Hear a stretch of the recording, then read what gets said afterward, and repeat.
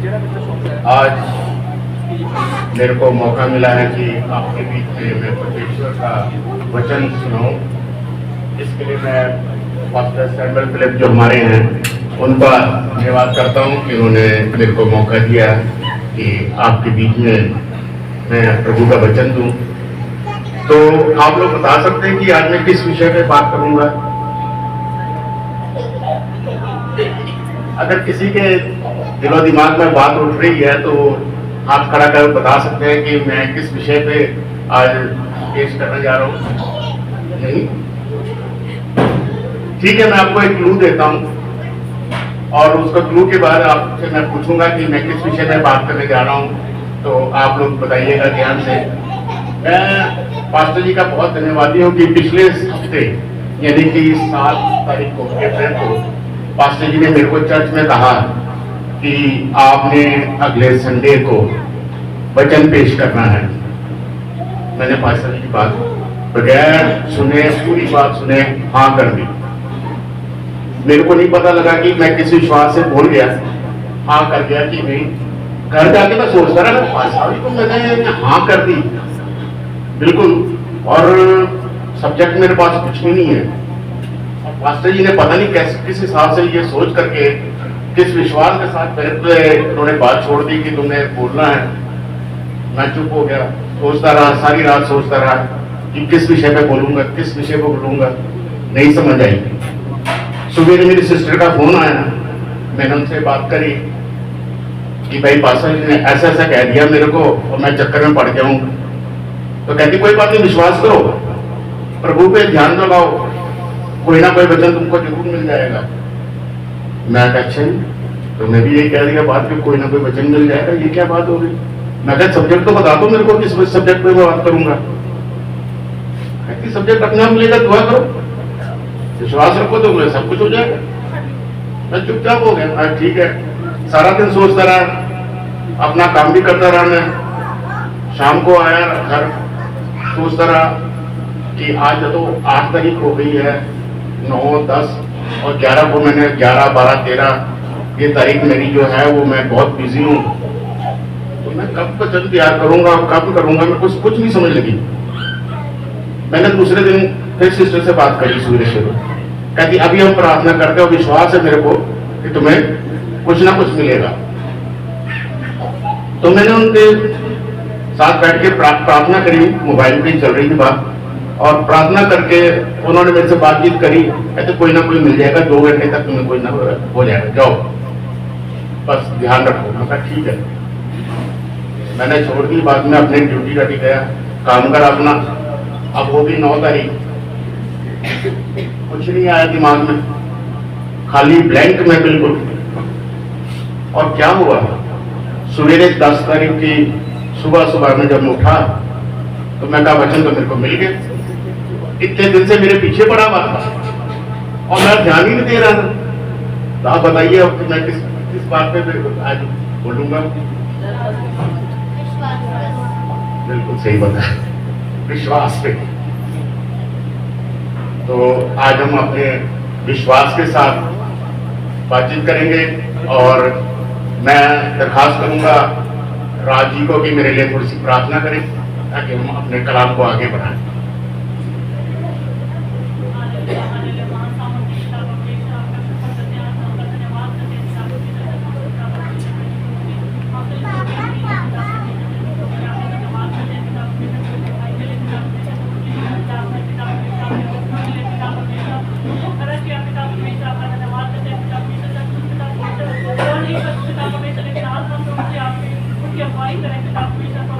और आपकी आत्मा के कारण को मुझे जो भी वचन सुनाए पिता परमेश्वर हमारे दिलों में शोभ करना है पिता परमेश्वर प्रभु।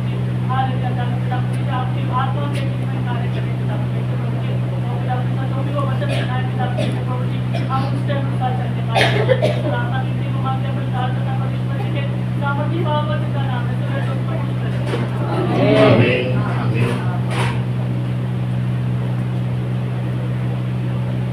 तो मैंने शुरू में विश्वास की तरह सिस्टर की बातों में रहा, फिर मेरे को याद आया कि पास्टर जी ने बहुत विश्वास के साथ एकदम से जिम्मेदारी दे दी मेरे को, और वो जिम्मेदारी मेरे को निभानी है। विश्वास करा मैंने, सारा कुछ करा, और आज मैंने उस सब्जेक्ट को आपके सामने पेश करने की कोशिश कर रहा हूँ। क्योंकि हम जो हैं अपनी दिन की शुरुआत किसी विश्वास के साथ करते हैं। हम लोग सबसे पहले उठते हैं, मसीह भाई जितने भी हैं, भाई बहन जितने भी हम लोग, सबसे पहले उठ के क्या करते हैं? प्रेयर करते हैं, प्रभु पे विश्वास रखते हैं कि आज का जो भी कोई दिन होगा, जो भी काम हमने सोचा है, जो कुछ लेन देन हमने करना है, वो सारा कुछ हमने विश्वास के साथ करते हैं। प्रार्थना में रखते हैं कि हमें विश्वास है कि आप हमारी सहायता मदद करेंगे। तो ये सारी बातें जो है अब विश्वास पे होती हैं।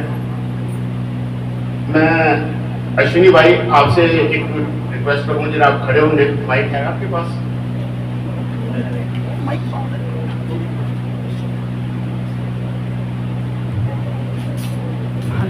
ये बताइए कि मान लीजिए आप कहीं बाहर गए हैं और वहां पे आपका कोई लड़ाई झगड़ा हो जाता है, पुलिस आपको पकड़ लेती है और उसके बाद बात आती है कि क्या कहते हैं आपको जमानत करानी है, तो आप अपने घर में या अपने दोस्तों में सबसे पहले किसके फोन करेंगे कि वो मेरी जमानत दे सकता है?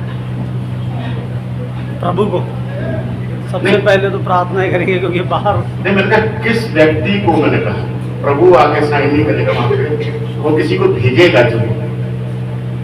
किस व्यक्ति को आप सबसे पहले अप्रोच करेंगे, फोन करेंगे कि वो आके मेरी हेल्प करे और जमानत दे? कंपनी वाला मालिक।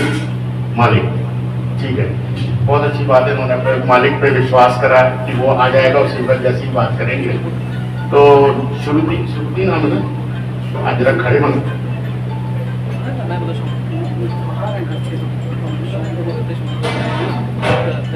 श्रुति, जब क्या कहते हैं तुम्हें जॉब मिल जाए, बहुत अच्छी जॉब मिल जाए और इंटरव्यू देके आ रही हो, जॉब मिल जाए सबसे पहले, तो किसको फोन करके बताओगे खुश होकर? सबसे पहले अपनी मम्मी को, डैडी को, फ्रेंड्स को, या किसको बताओगे सबसे पहले?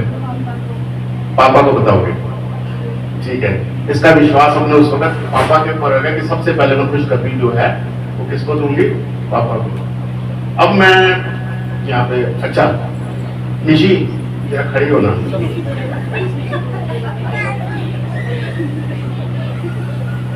मान लो तुम्हारा विदेश जाने का पासपोर्ट तैयार हो रहा है, ठीक है, और कहते हैं उसमें जब इंक्वायरी आती है घर पे, सबसे पहले तो 2 गवाही की जरूरत होती है। तो तुम्हारे दिमाग में सबसे पहले किसका नाम आएगा कि ये 2 जने जो हैं जिनके मैं बुलाऊंगी तो ये फटाफट साइन कर देंगे और क्या कहते हैं वो बता देंगे? ठीक है, मतलब कि पास्टर जी और पापा पे विश्वास नहीं कर रहे। देखिए कितनी अच्छी बात है कि जब तक हम लोग जब दुनिया में हैं तो दुनिया के हिसाब से दुनिया के लोगों के ऊपर विश्वास करते हैं। विश्वास तब करते हैं सबसे पहले हम प्रभु को याद करते हैं, उनको दुआ करते हैं कि जैसे अश्विनी भाई ने बोला कि सबसे पहले हम प्रभु को याद करेंगे। तो हम जब प्रभु को याद करते हैं उसके बाद विश्वास करते हैं, दिमाग में बात आती है कि इसका नाम ये सही रहेगा बिल्कुल, जो कि मेरे लिए काम आ सकता है। तो ऐसे ही विश्वास के साथ हम जब आगे बढ़ते हैं और हमारे काम होने लगते हैं तो सबसे पहले हम क्या करते हैं? प्रभु यीशु मसीह का धन्यवाद करते हैं। तो धन्यवाद करने से आपको बहुत ज्यादा खुशी होती है। अब ये बताइए आप में से कितने लोगों ने परमेश्वर को देखा है? परमेश्वर को देखा है किसने? चलो, बगैर देखे हम क्या करते हैं? परमेश्वर पे, और वही हमें आगे बढ़ाता है। हमें अपने जिंदा परमेश्वर पे विश्वास है, और जो विश्वास है वही हमें आगे बढ़ाता है, जैसे मैंने आपको बताया। पुराने जमाने में जो पुराने नियम बाइबल का कहता है कि लोग जो थे वो उन्होंने यहोवा परमेश्वर को देखा नहीं था। आम लोगों ने यहोवा परमेश्वर को देखा नहीं था। वो जो उनके नबी लोग थे जो कहते थे उसके ऊपर वो विश्वास करते थे कि ये जो नबी जो हमारे हैं वो बिल्कुल सही बोल रहे हैं, जो परमेश्वर से बात करके आए यहोवा, वो यहोवा परमेश्वर होता था उस टाइम पे। यीशु मसीह नए नियम से हमारे आए हैं। आज से 24 साल पहले वो आए हैं। उससे पहले यहोवा परमेश्वर होते थे, जो कि सारे क्या कहते हैं बातों को लेकर चलते थे, जिसकी बातों को माना जाता था। तो पुराने नियम में जमाना कह रहा हूँ, पुराने नियम में जो थे, वैसे तो काफी नबी हुए हैं, प्रभु के दास हुए हैं, पर सबसे ज्यादा विश्वासी लोग जो गिने गए हैं वो एक नूह है, जिसे मुसलमान लोग जो हजरत नूह कहते हैं, और कहते हैं इब्राहिम, जिसे हजरत इब्राहिम के नाम से जाना जाता है, और एक हमारे अय्यूब, जिनकी आपने सारी जिंदगी में कोई भी आपके घर में कुछ परेशानी आती है, तो कुछ भी तकलीफ होती है, तब आप बोलते हैं कि अय्यूब का एक चैप्टर खोला जाए, पढ़ा जाए, उसमें से जितनी भी है बातों पे वो कहे, ताकि उसके जो उनका विश्वास था वही विश्वास हमारे अंदर आ सके। तो सबसे पहले मैं बात करूंगा नूह के ऊपर, जिनके ऊपर काफी इससे और भी लोग हैं और भी नबी हैं जिनके ऊपर विश्वास किया जा सकता है, लेकिन आज छोटा सा सब्जेक्ट लेते हैं नूह के बारे में। कहा जाता है कि परमेश्वर जो थे, उन्होंने नूह को कहा था कि मैं दुनिया को क्या कर दूंगा, नष्ट कर दूंगा। तो हम क्या कहते हैं उत्पत्ति की किताब और 6 बाब उसके 13 से 20 तक जरा पढ़े।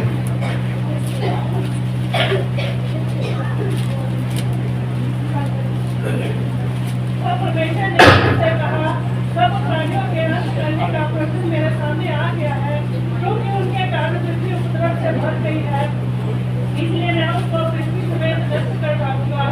इसलिए तू पेड़ वृक्ष की लकड़ी का एक जहाज बना ले, उसमें कोठरियां बनाना और भीतर बाहर उस पर बाल लगाना, ठंड से तुम उसको बनाना। जहाज की लंबाई 300 हाथ, चौड़ाई 50 हाथ और ऊंचाई 30 हाथ हो। जहाज में एक खिड़की बनाना और उसके एक हाथ ऊपर से उसकी छत बनाना और एक द्वार रखना, और जहाज में पहला, दूसरा, तीसरा खंड बनाना। और सुन, मैं आप पृथ्वी पर जल प्रलय करके सब प्राणियों को जिनमें जीवन का प्राण है आकाश के नीचे से नष्ट करने पर हूँ, और सब को जो पृथ्वी पर है मर जाएंगे, परंतु तेरे संग मैं वाचा बांधता हूँ। इसलिए तू अपने पुत्रों, स्त्री और बहुओं समेत जहाज में प्रवेश करना, और सब जीवित प्राणियों में से तू एक जाति के 2 अर्थात नर और एक मादा जहाज में ले जाकर अपने साथ जीवित रखना। एक जाति के पक्षी और एक जाति के पशु और एक जाति के भूमि पर रेंगने वाले सब में से दो तेरे पास आएंगे, कि तू उनको जीवित रखे, और भांति भांति का भोज्य पदार्थ जो खाया जाता है उनको तू लेकर अपने पास इकट्ठा कर रखना, जो तेरे और उनके भोजन के लिए होगा। परमेश्वर की इस आज्ञा के अनुसार नूह ने किया। आमीन। अब देखिए, परमेश्वर ने कहा कि मैं इस संसार को नष्ट कर लूंगा क्योंकि पाप ज्यादा बढ़ गया है। और ये बात जब नूह से कही गई तो नूह ने वहां पे जितने भी अड़ोस पड़ोस या आसपास के जितने भी गांव थे उन सबको ये बात कही कि परमेश्वर बहुत आपसे नाराज है, तो आप प्रभु की तरफ ध्यान दो। लेकिन उस पर किसी ने विश्वास नहीं किया, बल्कि उसका मजाक उड़ाना शुरू कर दिया नूह का। फिर बाद में क्या हुआ कि जब नूह ने अपनी किश्ती बनानी शुरू करी तो मेरे जैसे लोगों ने उसका बहुत मजाक उड़ाया। आज तक हमारे बाप दादाओं ने तो देखा नहीं कि बारिश कैसी होती है, मींह कैसे पड़ता है, और क्या कहते हैं ये तूफान आएगा और बाढ़ आएगी, जल प्रलय होएगा और हम लोग मर जाएंगे। ये कैसी कैसी बातें, सबने मजाक उड़ाया उसका। पर नूह जो था वो अपने इरादे पे, अपने विश्वास पे कायम था, क्योंकि परमेश्वर यीशु मसीह ने वो सारी बातें उसको कह रखी थी। उसने परमेश्वर पे विश्वास करके उस जहाज को बनाना शुरू करा। बाइबल बताती है कि जब नूह जहाज बनाने की तैयारी कर रहा था उस वक्त उसकी उम्र कितनी थी? 500 साल। 500 साल की उम्र में अब कोई आदमी जहाज बनाएगा तो आप देखिए क्या उसको कितना टाइम लगेगा। उस वक्त कोई आरी नहीं होती थी, आजकल के कोई मशीनें नहीं होती थी कि फटाफट पेड़ काटे और पेड़ काट करके उसके कहते हैं चीर के और बड़ी बढ़िया स्टाइल से जो कहते हैं वो नाव किश्ती तैयार कर सके।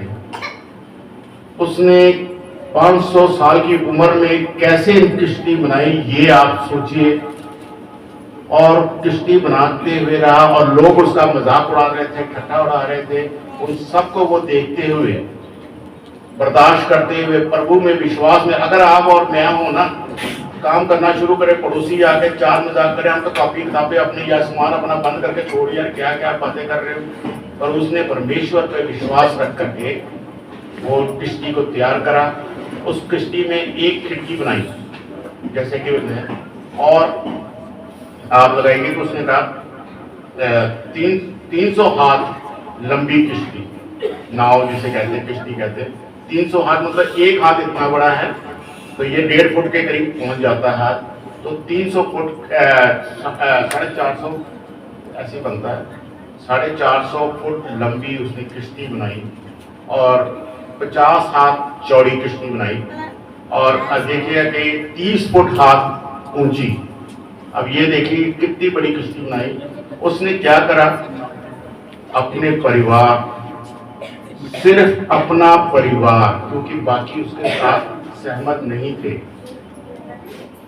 कोई भी उस पर विश्वास नहीं कर रहा था, कुछ नहीं कर रहा था। उसने सिर्फ अपना और अपनी मिसेस और अपने परिवार को लेकर के किश्ती में दाखिल हुआ और परमेश्वर के कहने मुताबिक जितने भी जीव जंतु थे उन सब को लेकर के किश्ती में दाखिल हो गया और दरवाजा बंद कर दिया। क्या हुआ? जल प्रलय, पानी बरसा और क्या कहते हैं धीरे धीरे समुद्र के स्रोतों ने भी अपना मुंह खोल दिया और जितना पानी था वो सारे बढ़ते चले गए और जो पहाड़ तक जितने थे सारे उसमें डूब गए। डूबने के बाद क्या हुआ कि जब देखा कि सब लोग नाश हो गए हैं, कोई जीव जंतु नहीं बचा है, कोई क्या कहते हैं ऐसी चीज नहीं बची है जो क्या कहते हैं इस अपवित्र भूमि पे मौजूद है, कुछ नहीं बचा, सारा कुछ खत्म हो गया। तो परमेश्वर ने जल को रोक दिया और धीरे धीरे करके जो किश्ती है जमीन थी वो सूखनी शुरू हो गई, पानी सूखना शुरू हो गया और वो जमीन पर उतर आई। जब उतर आई तो उसे दरवाजा खोलकर देखा कि सब कुछ खत्म हो चुका है और परमेश्वर के जो दास थे वो अपने परिवार के साथ जमीन पे आ गया। तो ये बताइए कि आदम के बाद जितनी संतान हुई, आदम और हवा, तो धरती पे कौन बचे? आदम और हवा की आखिरी संतान नूह, आखिरी जो संतान थी नूह, वो सिर्फ धरती पे बची और कोई नहीं बचा, सब खत्म हो गई हैं। और उसके संतान नूह और नूह के आगे संतान 10 पीढ़ियां उसके बाद जो थी आगे चलती गई धीरे धीरे वो बची। यानी कि हम ये कह सकते हैं, मान सकते हैं कि आदम के बाद जो वंशावली चली उसके बाद नूह आया और नूह की वंशावली हम लोग हैं। हम लोग कौन हैं? नूह की वंशावली आदम के बाद बचे हुए थे। यानी कि हम लोग वो संतान हैं, वो वंशावली हैं जो कि एक विश्वासी दास जिसे कहते थे नबी के हम लोग वंशावली माने जा सकते, अपने आप को मान सकते हैं और हमें उस पर गर्व होना चाहिए सबसे पहली बात। तो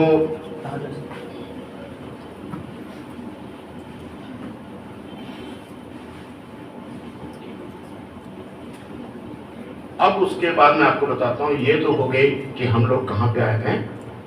आपको बता दिया कि हम लोग नूह की जो वंशावली चली आ रही है उनमें से हम जो है अमररूप की इतनी संतान है।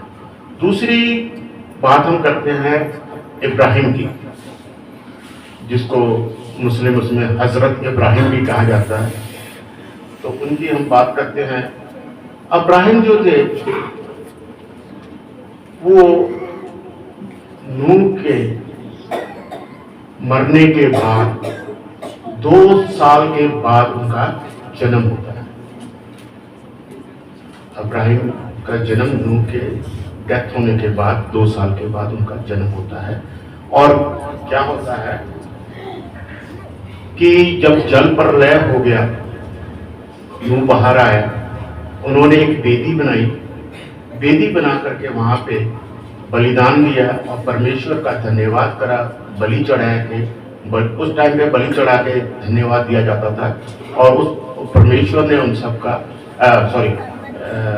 नूह ने यहोवा परमेश्वर का धन्यवाद करा बलि चढ़ा के। और क्या होता है कि जितने भी बलि चढ़ाई जाती है जब, तो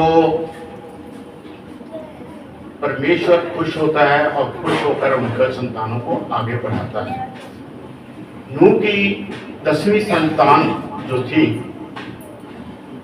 वो धरती पे धीरे धीरे क्या करने लगी, पाप की तरफ बढ़नी शुरू हो गई।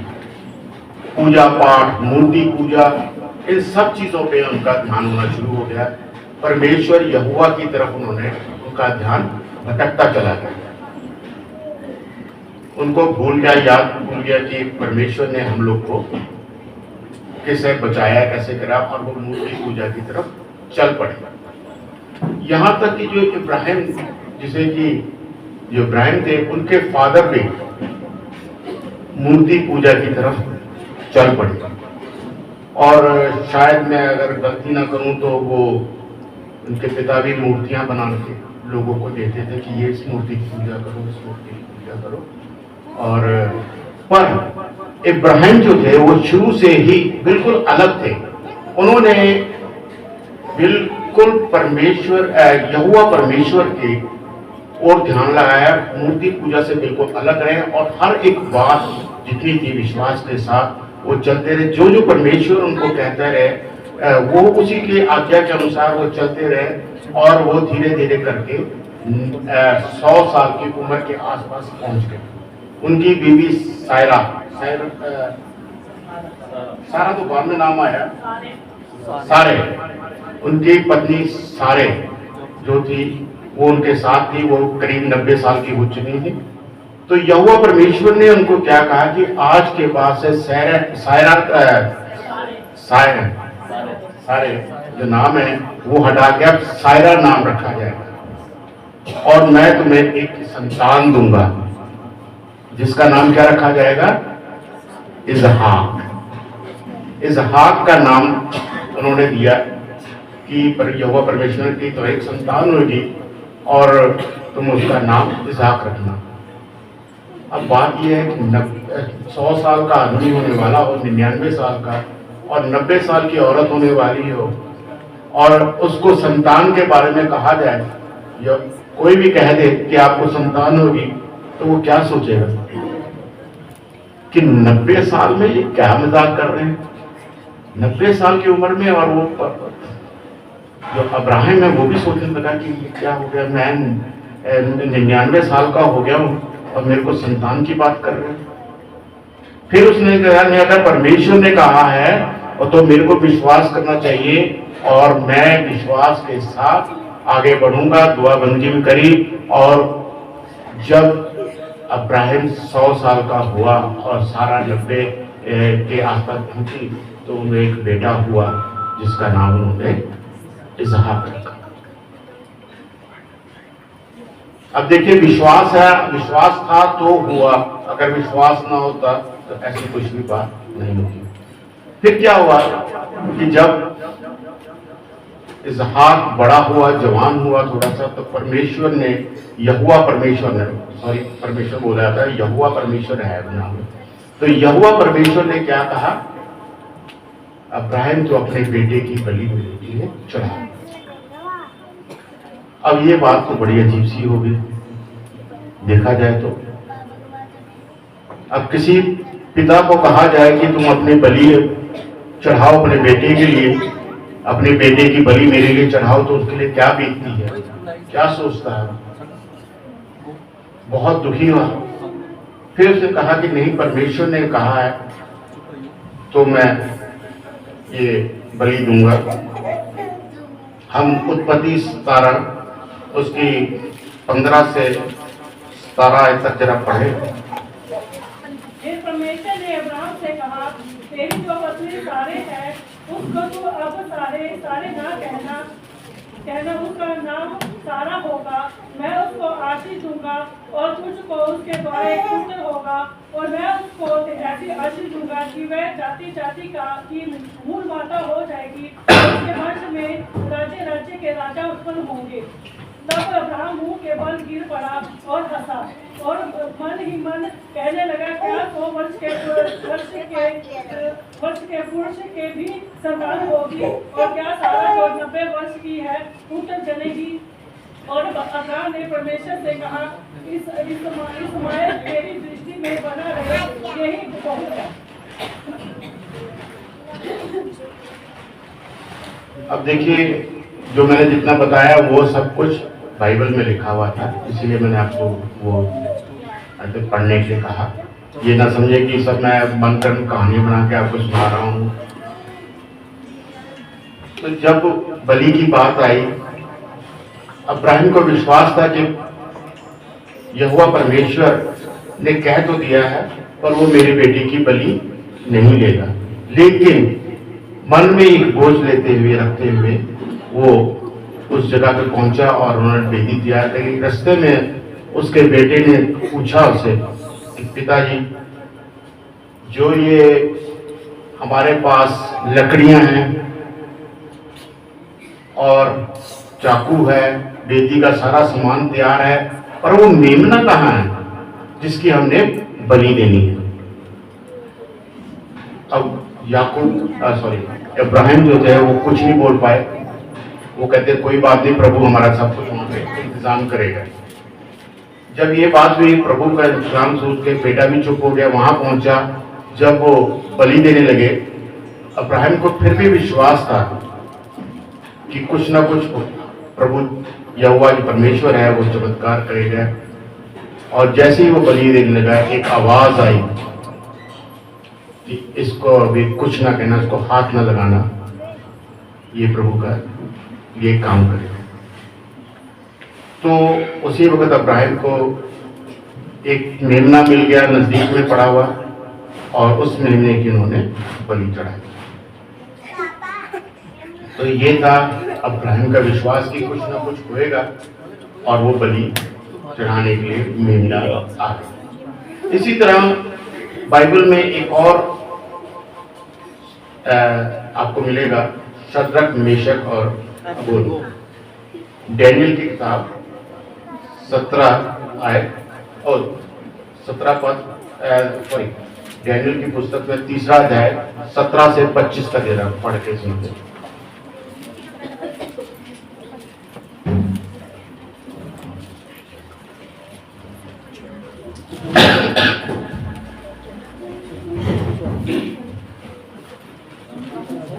दानियल 3, 17 से 25। हमारा परमेश्वर जिसकी हम उपासना करते हैं, वह हमको उस धधकते हुए भट्टे की आग से बचाने की शक्ति रखता है। वरन हे राजा, वह हमें तेरे हाथ से भी छुड़ा सकता है। परंतु यदि नहीं तो हे राजा, तुझे मालूम हो कि हम लोग तेरे देवता की उपासना नहीं करेंगे, और ना तेरी खड़ी कराई हुई सोने की मूर्त को दंडवत करेंगे। अब देखिए, नबूकदनेस्सर जो बादशाह थे, उन्होंने अपनी एक मूर्ति तैयार कराई और उन्होंने सबको कहा कि इसको दंडवत करो। जब कोई आवाज, तुरही की आवाज सुनोगे, संगीत की आवाज सुनोगे, उठ के तुमने क्या करना है, उसको दंडवत करना है, प्रणाम करना है, और ये मेरी आज्ञा है। तो शद्रक, मेशक, अबेदनगो ने इस बात को मानने से इनकार कर दिया। तब राजा ने उनको संदेश दिया, अगर तुम नहीं करोगे तो तुम्हें आग की भट्टी में क्या कर दिया जाएगा, डाल दिया जाएगा, और तुम्हें जिंदा जला दिया जाएगा। तब तीनों ने कहा हमारा परमेश्वर उस जहती हुई भट्टी की आग के बीच में से मैंने बचाने की शक्ति रखता है। यानी कि उनको कितना विश्वास था अपने परमेश्वर पे, इतना ज्यादा विश्वास कि उन्होंने कह दिया कि हमें बचाने की शक्ति रखता है। अब क्या होता है, राजा को गुस्सा चढ़ जाता है। राजा को जब गुस्सा चढ़ जाता है तो वो क्या अपने ऐलान करता है कि भट्टी को 7 गुना ज्यादा धधका दो, जितनी जल रही थी उससे ज्यादा 7 गुना ज्यादा जलाने के लिए तेज कर दो, ताकि इनको बीच में भट्टी में डाल दिया जाए तो ये बिल्कुल बचे ना। भट्टी तेज कर दी गई। इन तीनों को भट्टी के बीच में जब डालने लगे, जो व्यक्ति जितने सिपा सलार जो उनके सिपाही थे वो लेके जो भट्टी में जाते थे, उनको डालने के साथ वो भी जल जाते थे, क्योंकि इतनी तेज भट्टी कर दी गई थी, जलती थी कि जो डालने जाता था वो सारे जने जल जाते थे। अब क्या हुआ कि तीनों को उन्होंने डाल दिया, उसके जितने सिपाही थे वो भी साथ साथ जल के मर गए। और राजा बड़ा खुश हो गया, सिपाही मेरे मर गए हैं तो ये भी क्या हो गया जल के खाक हो गए होंगे। जब उसने देखा, राजा ने आकर के भट्टी की तरफ झांका तो क्या देखते हैं, शद्रक, मेशक, अबेदनगो, ये तीनों बड़े मजे से सैर कर रहे हैं। और उसे बड़े ध्यान से जो देखता रह गया कि डाले तो मैंने 3 दिए, चौथा कौन सा आ गया, इंसान आ गया, 4 तो हमने डाले नहीं। उन्होंने सोचा शायद कोई हमारा सिपाही है जो इनके साथ घूम रहा है। फिर उसे बड़े ध्यान से देखा कि ये तो यहाँ पे बहुत जबरदस्त तेज रोशनी है, जो क्या कहते हैं इनके साथ चल रही है, सैर कर रही है, घूम रही है। यहाँ पे तो आदमी 1 सेकंड में, हमारे जितने सिपाही थे वो क्या हो गए थे, जल के राख हो गए थे। पर ये तो मजे से घूम रहे हैं, सैर कर रहे हैं। वो क्यों सैर कर रहे थे वहां पे? क्योंकि उनको अपने यहोवा परमेश्वर पे बहुत ही ज्यादा विश्वास था। और उसी विश्वास के कारण यहोवा परमेश्वर का एक दूत उनके साथ, उनके बीच में खड़ा था, जो कि उनकी अगुवाई कर रहा था और उनको हर खतरे से बचा के रख रहा था। जब उनको राजा के हुक्म दिया कि इनको भट्टी से बाहर निकाला जाए, उनको बाहर निकाला गया। और बाहर निकालने पे क्या देखते हैं कि उनके तो बाल, जो कि बिल्कुल हमारे बाल थोड़ी सी भी चिंगारी लगे एकदम जल जाते हैं, उनके तो एक बाल भी नहीं जला। यहाँ तक कि उनके कपड़ों में काली पुतली लगी और उनके कपड़े भी नहीं जले। ये क्या हो गया? वो सब घबरा गए वहां। तो अब आप ये देखिए कि उनका विश्वास था यहोवा पर, और यहोवा ने क्या करा, उनको बचा लिया। इसी तरह ये तो थे पुराने नियम के बारे में बताया था मैंने, जितना भी कि उसमें क्या कैसे है, तो बहुत सारी बातें विश्वास के पुराने नियम में। लेकिन इस नए नियम में भी बहुत से विश्वास वाली बातें हैं। हम विश्वास करते हैं, आज के युग में हम देखा जाए तो हम लोग एक दूसरे की जुबान पे विश्वास करते हैं। अब हमारा नौजवान लड़का है जोइल, क्या होता है इसको, जब इसको जरूरत होती पैसों की, वो अपने माँ बाप से नहीं मांगता, पैसे बिल्कुल नहीं मांगता है, बिल्कुल। वो क्या करता, फोन उठा, बापे 1500 रुपए मिल जाएंगे, 1000 रुपए मिल जाएंगे। अगला दूसरा विश्वास नहीं करता, मिल जाएंगे, कब दे रहा है, 5 दिन में दे दूंगा। ठीक है, 5 दिन में ये ले पैसे, और वो फटाक से उसके अकाउंट में आ जाते हैं। तो क्या है? विश्वास। अब जोएल से मैंने इस बारे में बात करी कि मैं जोएल, तूने एकदम से उसने मांगा, फोन करा और पैसे तेरे पास आ गए, ये क्या चक्कर क्या है? कहते हैं मेरे को प्रभु पे विश्वास है कि वो मेरे को काम देगा, और जब वो मेरे को काम देते हैं तो मेरे को पैसा आता है, और पैसे वो मैं उसी वक्त उसको वापस कर देता हूं। तो ये भी एक विश्वास है। दिखने में चाहे वो आपको बताए ना, बोले ना, कुछ ना करे, पर उसके अंदर विश्वास है। क्या है कि जो जिस विश्वास के साथ इसने पैसा कहता, बापे पैसे दे दे, उत्तर से दूसरी तरफ से फोन से बात आती है, बापे कितने चाहिए। अब देखिए दोनों एक दूसरे पे कितना विश्वास कर रहे हैं कि मैं से पैसे लूंगा तो ऑनलाइन दे देना, और यो विश्वास करता है कि बंदे ने अगर 5 दिन का तो 6वें दिन तो पक्का दे देगा। विश्वास के ऊपर आज के समय में दुनिया कायम से करती है, हम सब एक दूसरे पे विश्वास करते हैं। तो अब हम बाइबल की तरफ भी चले।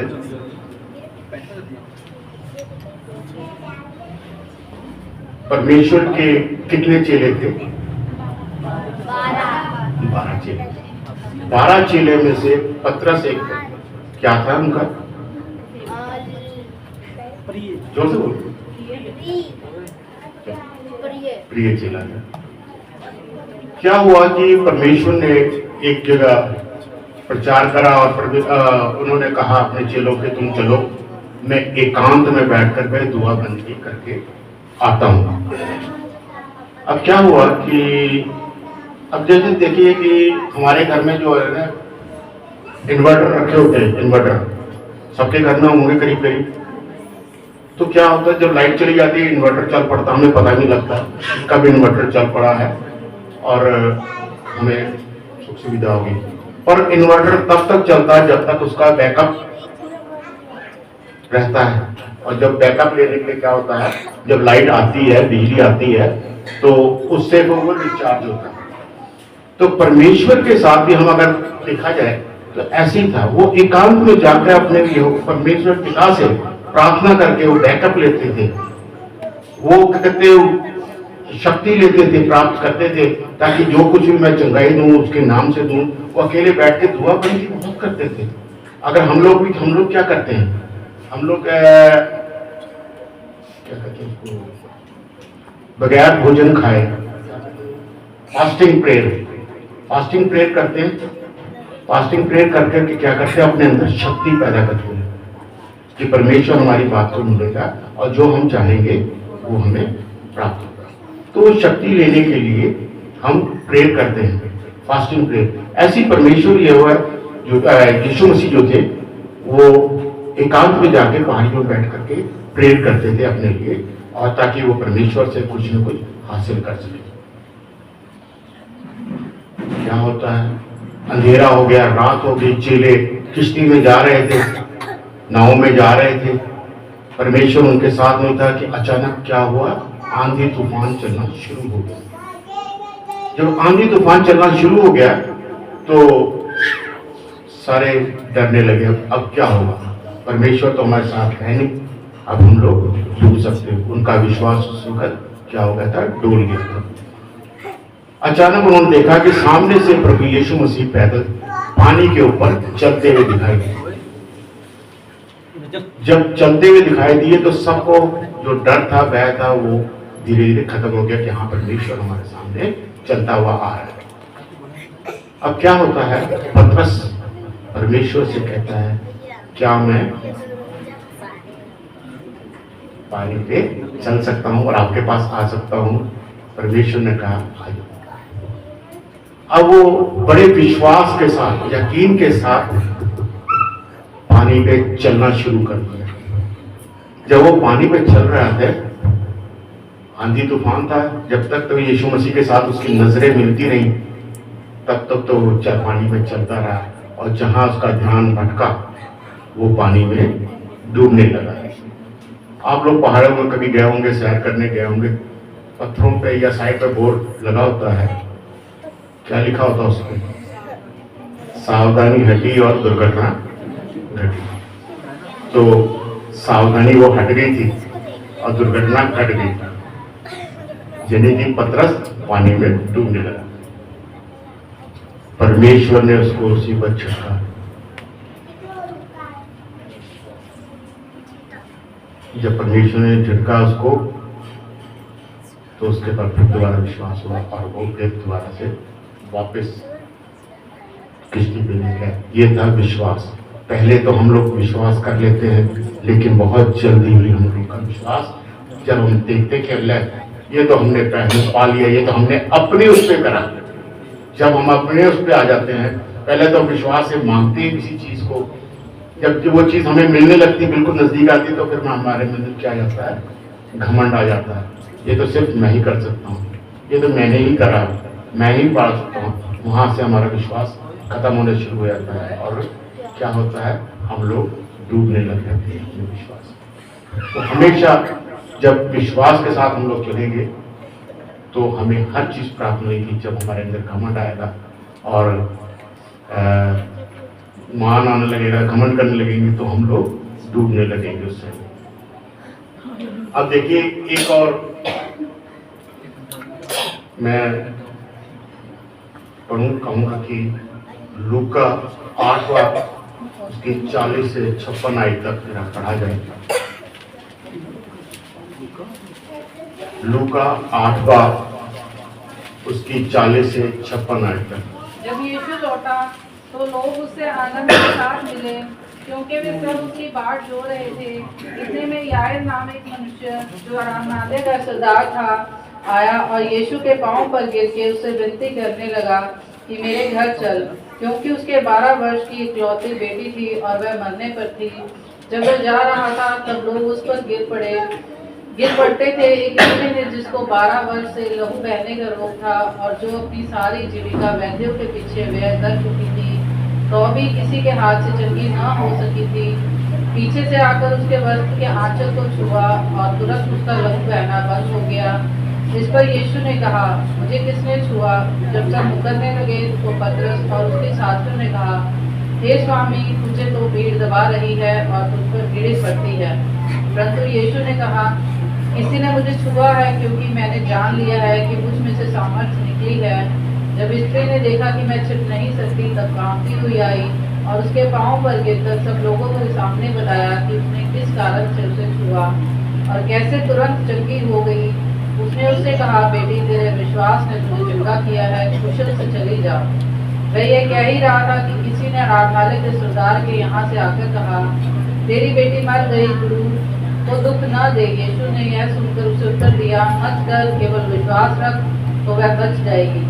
घर में आकर उसने पतरस, यूहन्ना, याकूब और लड़की के माता पिता को छोड़ अन्य किसी को अपने साथ भीतर आने न दिया। सब उसके लिए रो पीट रहे थे, परंतु उसने कहा, रो मत, वह मरी नहीं परंतु सो रही है। प्रिय जानकर कि वह मर गई है, उसकी हंसी करने लगे, परंतु उसने उसका हाथ पकड़ा और पुकार कर कहा, हे लड़की, उठ। तब उसने प्राण लौट आए और वह तुरंत उठ बैठी। फिर उसने आज्ञा दी कि उसे कुछ खाने को दिया जाए।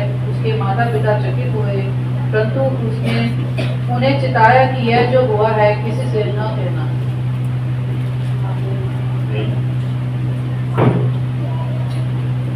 अब ये 40 से 56 आयत तक सिर्फ 17 आयतें हैं जो अभी पढ़ी गई है।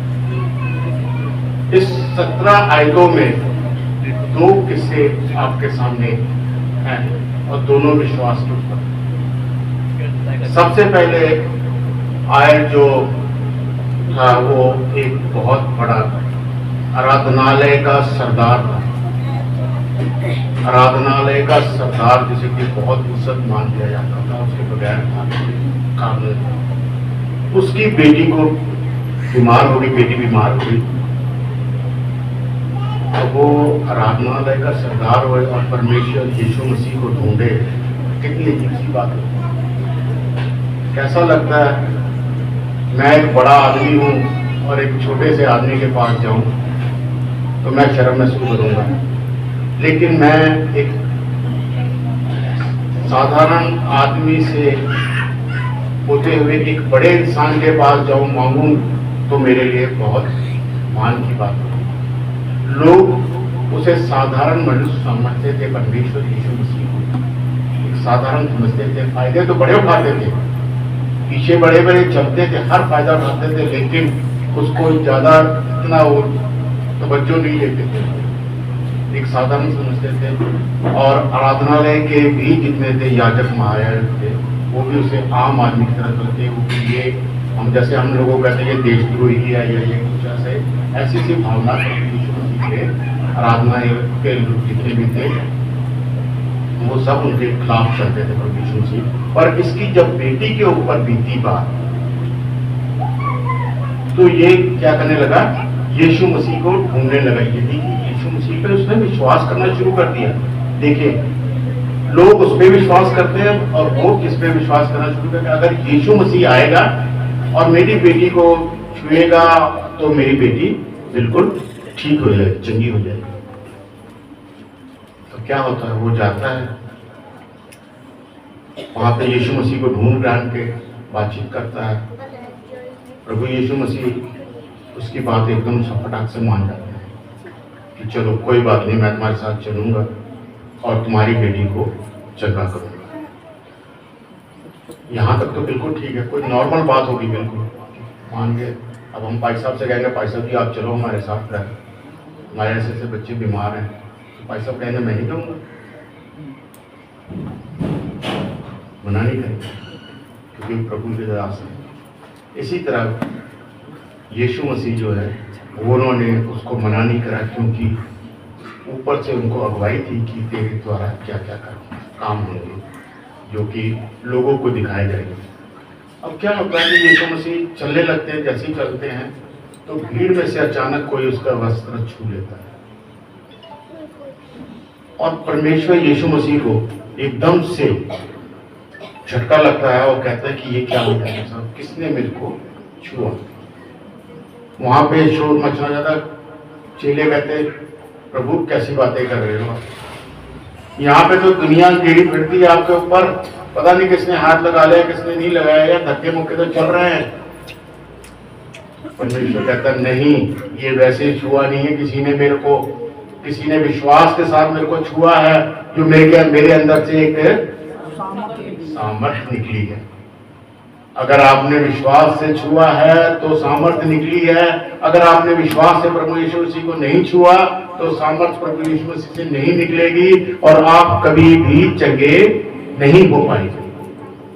तो परमेश्वर पे आपको क्या करना चाहिए, विश्वास करना चाहिए, और विश्वास के साथ प्रार्थना करेंगे तो आप हर एक चीज पे विश्वास से जो कुछ भी मांगेंगे वो आपको मिलेगा और आप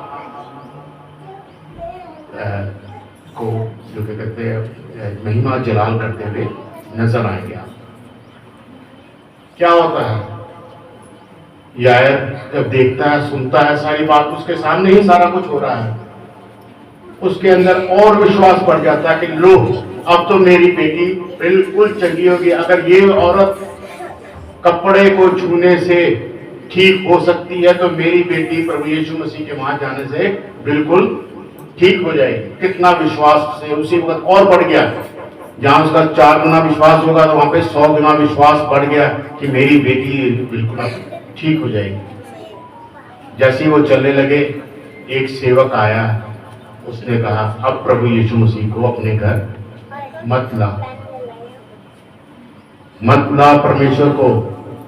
कहने लगे क्यों, क्या होगा? कहते बेटी आपकी मर चुकी है, बेटी आपकी मर चुकी है। अब उसने एकदम नेगेटिव कर दी। शैतान अपना काम करता है साथ साथ, ऐसी बात नहीं है कि शैतान अपना काम नहीं करता है, शैतान अपना साथ साथ काम करता है। और क्या करा उसने, कहा कि जैसी संदेश दिया कि आपकी बेटी मर चुकी, आप इसको तकलीफ मत दे कि ये अपने साथ ले गया। प्रभु यीशु मसीह ने क्या कहा, नहीं,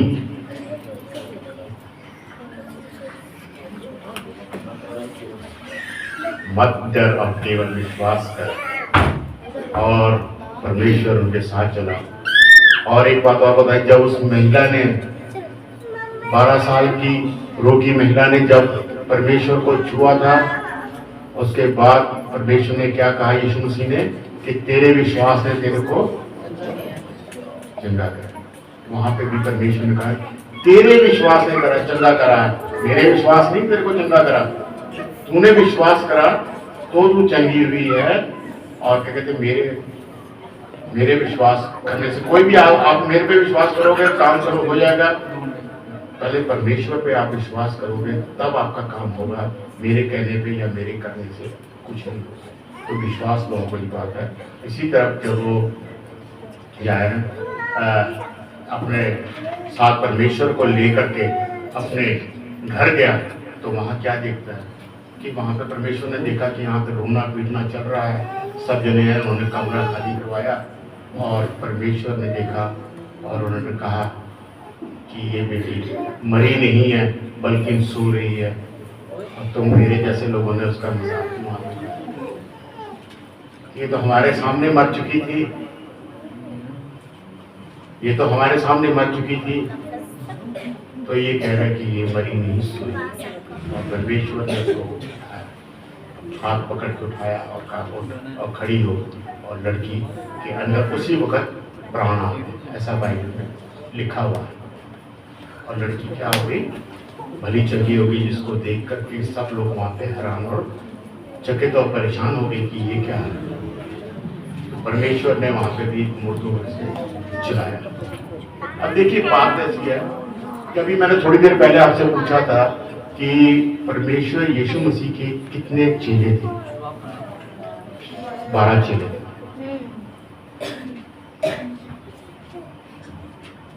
और जब परमेश्वर यीशु मसीह ने लंगर लगाया था, 2 मछली 5 रोटी, तो कितने टोकरे बचे थे? 12।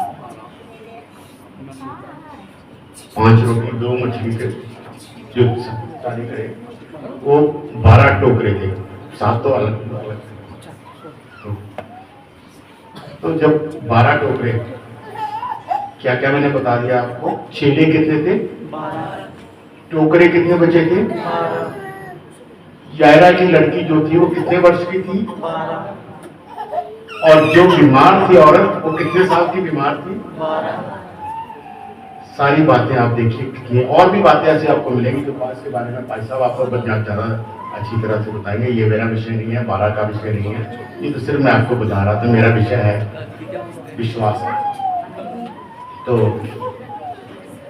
मेरा विश्वास है कि आप लोग को ये विश्वास का वचन अच्छा लगा होगा। प्रभु आप लोग को आशीष और बरकत दे। जय मसीह।